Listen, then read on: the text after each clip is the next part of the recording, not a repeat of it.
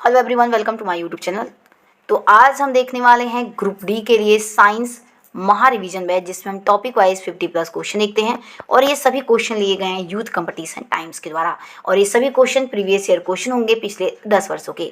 तो ये साथ ही साथ हमारा क्लास रेलवे के सभी एग्जामों के लिए इंपॉर्टेंट साबित होने जा रहा है, ठीक है। इसके साथ मैं बताते चलूँ, अगर आपको ग्रुप डी का सिर्फ पेपर चाहिए, यानी कि उसमें मैंने रीजनिंग, मैथ और जीएस के सभी क्वेश्चन को करवाया है, और वो भी पेपर में यूथ कंपटीशन का ही करवाई हूँ, क्योंकि इस क्लास में सिर्फ हम साइंस के क्वेश्चन को देखने वाले हैं। उसमें मैंने all to all group D के मैंने पेपर को सॉल्व किया है यूथ कंपटीशन के बुक से। तो अगर आप चैनल पर नए हैं तो जाके आप प्लेलिस्ट में अंदर देख सकते हैं, जिसमें 25+ हमारे क्लासेस अपलोड हो चुके हैं। तो चलिए देर नहीं करते हैं, क्वेश्चन की तरफ अब हम आगे बढ़ते हैं। जो आज का हमारा टॉपिक होने वाला है, ये हमारा है अणुगति सिद्धांत यानी कि काइनेटिक थ्योरी। तो क्वेश्चन है ये हमारा पहला कि कणों की अधिकतम गतिज ऊर्जा किस में होती है। तो देखिए, जो कणों की अधिकतम गतिज ऊर्जा होती है वो गैस में होती है। ऑप्शन नंबर ए हमारा इसमें राइट आंसर हो जाएगा। देखिए, यहाँ पे कुछ इंपॉर्टेंट यहाँ पे टॉपिक समझाया गया कि अणुगति सिद्धांत के अनुसार गैस में अंतराणु अवकाश ठोस तथा द्रव की अपेक्षा सबसे अधिक होता है। आगे दिया है कि जिससे अणुओं के मध्य आकर्षण बल कम हो जाता है तथा गतिज ऊर्जा क्या हो जाती है, अधिक होती है।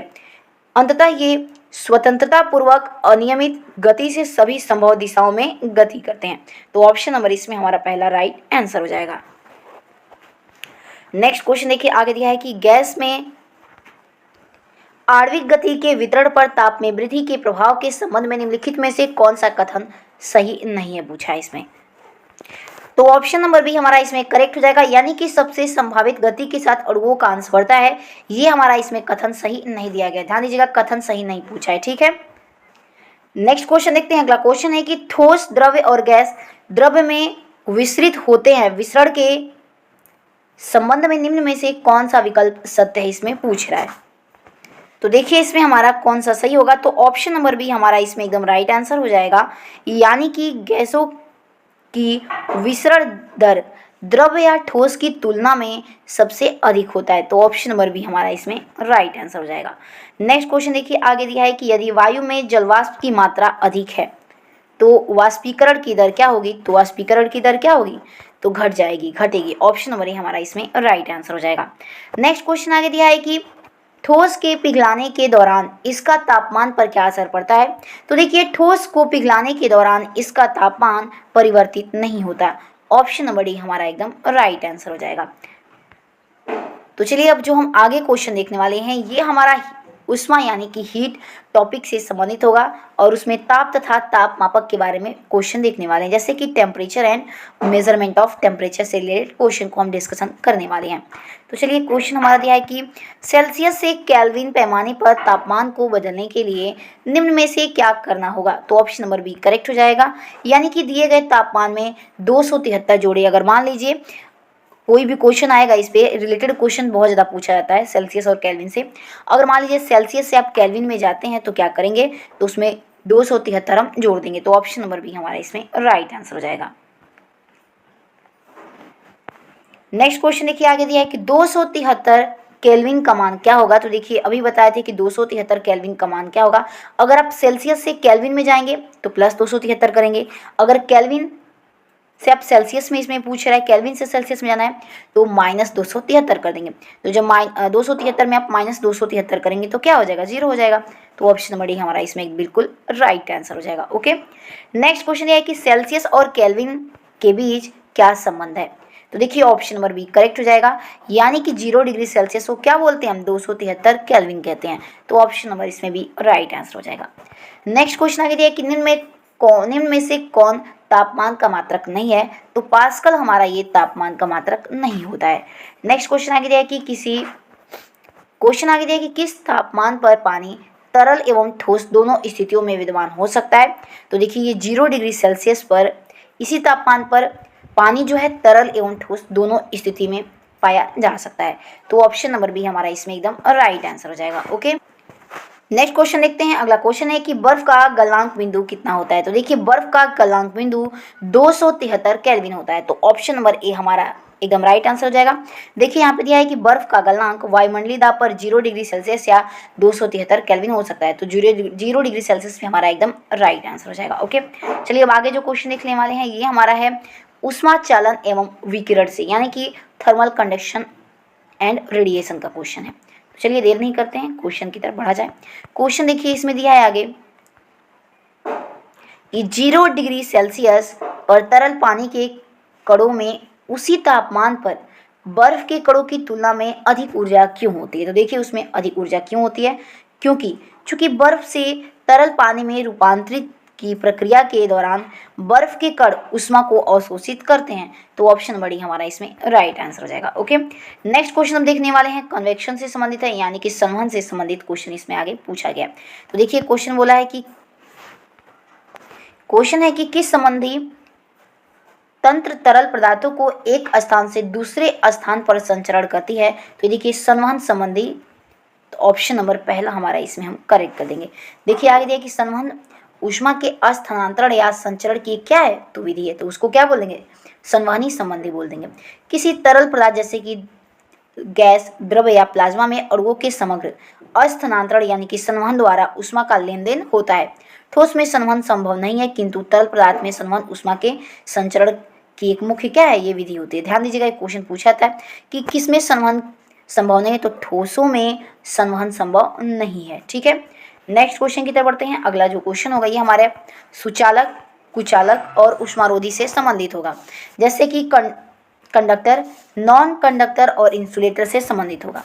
चलिए क्वेश्चन यहाँ पे दिया हुआ है कि निम्नलिखित में से कौन सा समूह में शामिल सर्वाधिक ऊष्मारोधी है। तो देखिए इसमें बी ऑप्शन हमारा सही हो जाएगा, यानी कि प्लास्टिक, एबोनाइट, कागज, कपास, बैकेलाइट, शुष्क हवा और रबड़, ये सभी हमारे सर्वाधिक ऊष्मारोधी के एग्जाम्पल हैं। तो ऑप्शन नंबर बी हमारा इसमें करेक्ट आंसर हो जाएगा। नेक्स्ट क्वेश्चन देखते हैं। अगला क्वेश्चन है कि तुलनात्मक रूप से ऊष्मा के कुचालक कौन होते हैं। तो देखिए तुलनात्मक रूप से ऊष्मा के जो कुचालक होते हैं ये हमारे लेड और पारा होते हैं। तो ऑप्शन नंबर ए हमारा करेक्ट हो जाएगा, यानी कि पीबी को हम लेड कहते हैं और एचजी को हम पारा कहते हैं। तो ऑप्शन नंबर ए हमारा एकदम राइट आंसर हो जाएगा। नेक्स्ट क्वेश्चन दिया है हमारा, निम्नलिखित में से कौन सा प्रतिरोध एक ऊष्मा संवेदनशीलता प्रतिरोधक के रूप में जाना जाता है। तो देखिए इसमें ऑप्शन नंबर ए हमारा करेक्ट हो जाएगा, यानी कि थर्मास्टर, ये हमारे प्रतिरोधक का एक ऊष्मा संवेदनशील प्रतिरोधक के रूप में जाना जाता है। तो ऑप्शन नंबर ए हमारा इसमें करेक्ट आंसर हो जाएगा। नेक्स्ट क्वेश्चन देखिए आगे दिया हुआ कि किरचॉफ यानी कि स्टेफेंस का नियम और न्यूटन का शीतलन नियम, यानी किरचॉफ्स लॉ और स्टेफेंस लॉ और न्यूटन्स लॉ ऑफ कूलिंग के क्वेश्चन को देखने वाले हैं। क्वेश्चन दिया है कि सौर कुकर के अंदर का रंग क्या होता है। तो देखिए सौर कुकर के अंदर का रंग क्या होता है, तो काला होता है। ऑप्शन नंबर ए हमारा इसमें राइट आंसर हो जाएगा। देखिए अगला टॉपिक है हमारा अवस्था परिवर्तन तथा गुप्त ऊष्मा, यानी कि phase transition and latent heat से संबंधित क्वेश्चन को देखने वाले हैं। क्वेश्चन हमारा देखिए दिया हुआ है कि वह तापमान क्या कहलाता है जब एक ठोस वस्तु वायुमंडलीय दबाव पर पिघलकर द्रव्य बन जाती है। तो देखिए उस अवस्था को हम गलनांक कहते हैं, जिस पर ठोस वस्तु वायुमंडलीय दबाव के अंतर्गत आने से वो पिघलकर क्या बन जाती है, तो द्रव्य बन जाता है। तो गलनांक की अवस्था होती है वो। ऑप्शन नंबर ए हमारा इसमें राइट आंसर हो जाएगा। नेक्स्ट क्वेश्चन आगे दिया है कि 257 डिग्री सेल्सियस पर जल की भौतिक स्थिति क्या होती है, तो गैसीय होती है। ऑप्शन नंबर बी हमारा इसमें राइट आंसर। नेक्स्ट क्वेश्चन आगे दिया है कि उस तापमान को क्या कहते हैं जिस पर वायुमंडलीय दाब पर द्रव्य उबलना शुरू कर देता है, तो वो हमारा क्वथनांक होता है। तो ऑप्शन नंबर सी हमारा इसमें राइट आंसर हो जाएगा। नेक्स्ट क्वेश्चन है कि पानी का क्वथनांक बिंदु क्या होता है। तो देखिए पानी का क्वथनांक बिंदु 100 डिग्री सेल्सियस होता है, यानी कि पानी हमारा 100 डिग्री सेल्सियस पर उबलने लगता है। ऑप्शन नंबर हमारा इसमें राइट आंसर हो जाएगा। अब जो हम क्वेश्चन देखेंगे वो सापेक्षिक आर्द्रता और वाष्पीकरण के क्वेश्चन होंगे, यानी कि रिलेटिव ह्यूमिडिटी और वेपोराइजेशन के क्वेश्चन को देखने वाले हैं। क्वेश्चन यह है कि जल का वाष्पीकरण क्या होता है। तो देखिए जल का वाष्पीकरण हमारा समस्त तापमानों पर होता है। तो ऑप्शन नंबर सी हमारा इसमें राइट आंसर हो जाएगा। नेक्स्ट क्वेश्चन आगे दिया है, एक सतही परिघटना क्या है। तो देखिए हमारा इसमें right answer option number C हो जाएगा, यानी कि वाष्पीकरण हमारा ये सतही परिघटना का एग्जाम्पल है। तो ऑप्शन नंबर हम सी करेक्ट कर देंगे।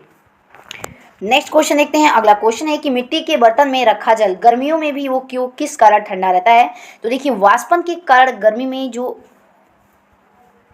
मिट्टी के बर्तन में हम जल को रखते हैं वो हमारा वाष्पन के द्वारा क्या रहता है, तो ठंडा रहता है। देखिए इसमें दिया है कि वाष्पीकरण या फिर वाष्पन की प्रक्रिया के कारण मिट्टी के बर्तन में रखा जल गर्मियों में ठंडा हो जाता है।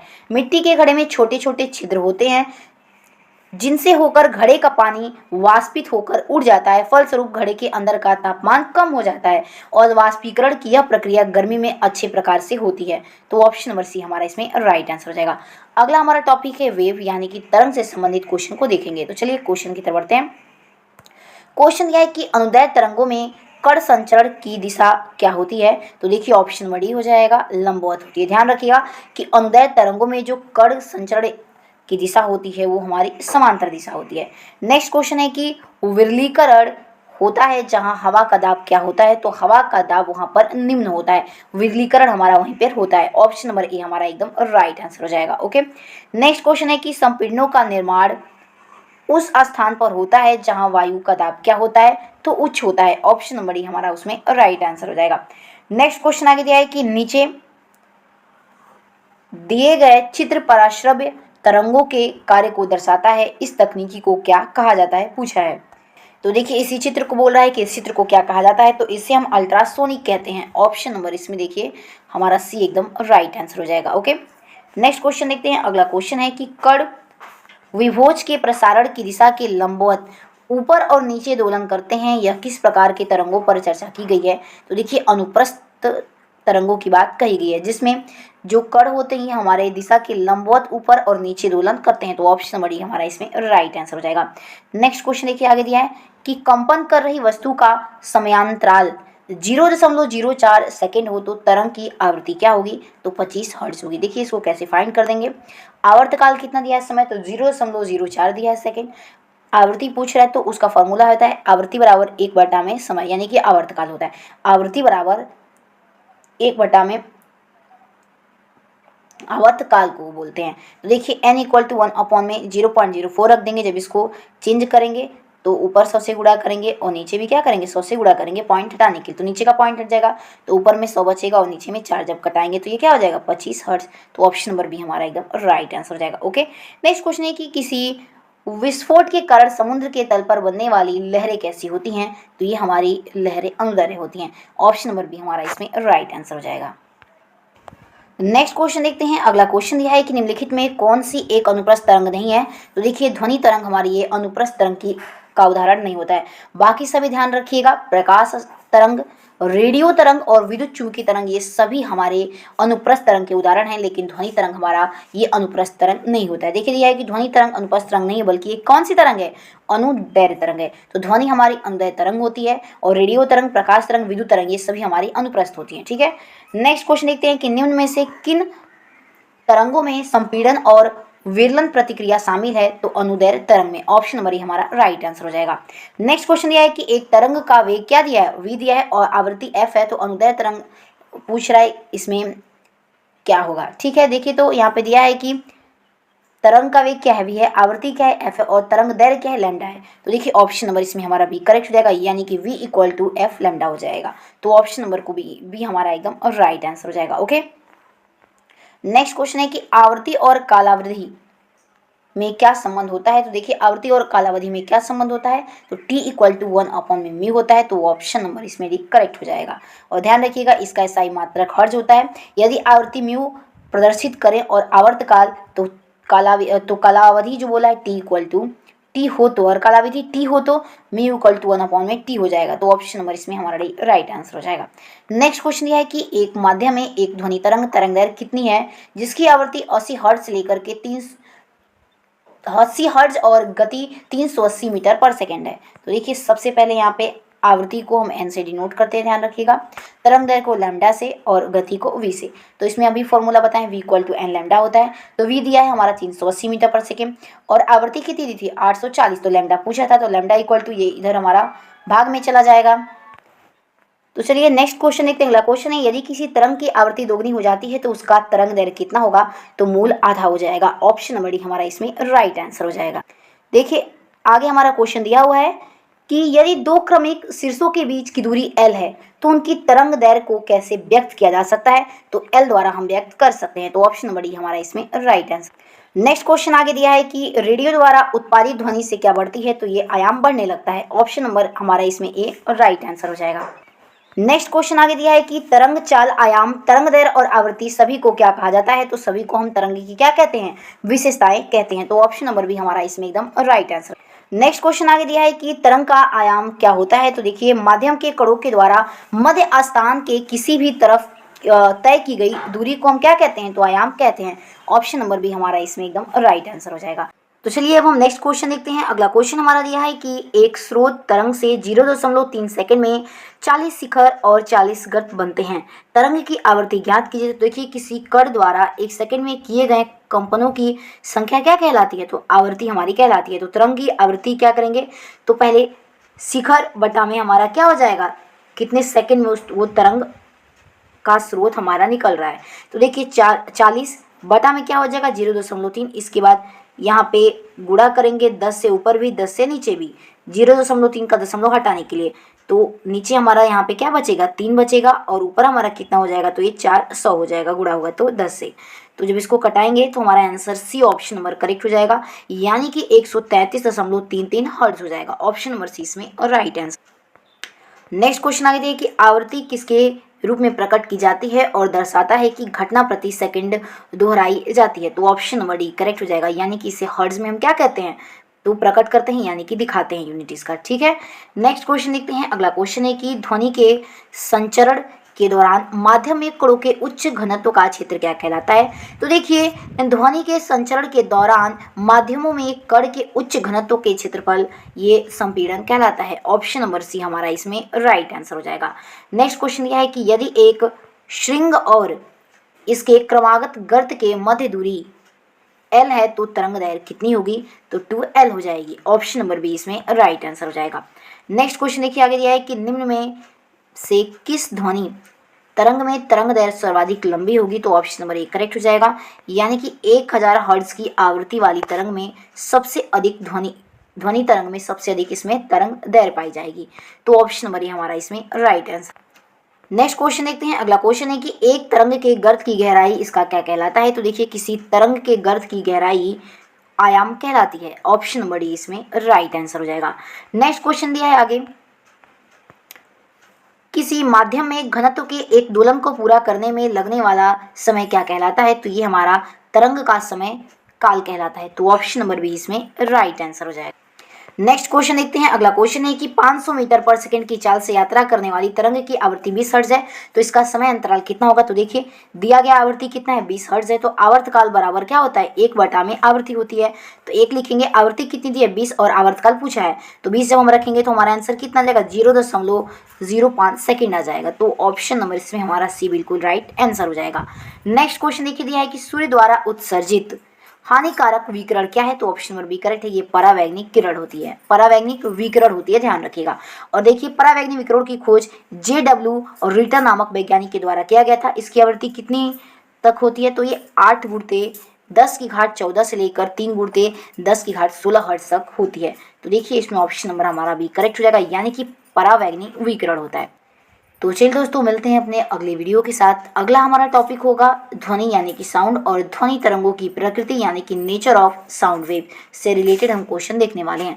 अगर वीडियो पसंद आए तो प्लीज़ से अधिक लाइक एंड सब्सक्राइब जरूर करिएगा, ताकि हमारा मनोबल बढ़ा रहे, और अधिक से अधिक शेयर करने की कोशिश जरूर कीजिएगा। तो तब तक के लिए अपना ध्यान रखिए। जय हिंद, जय भारत।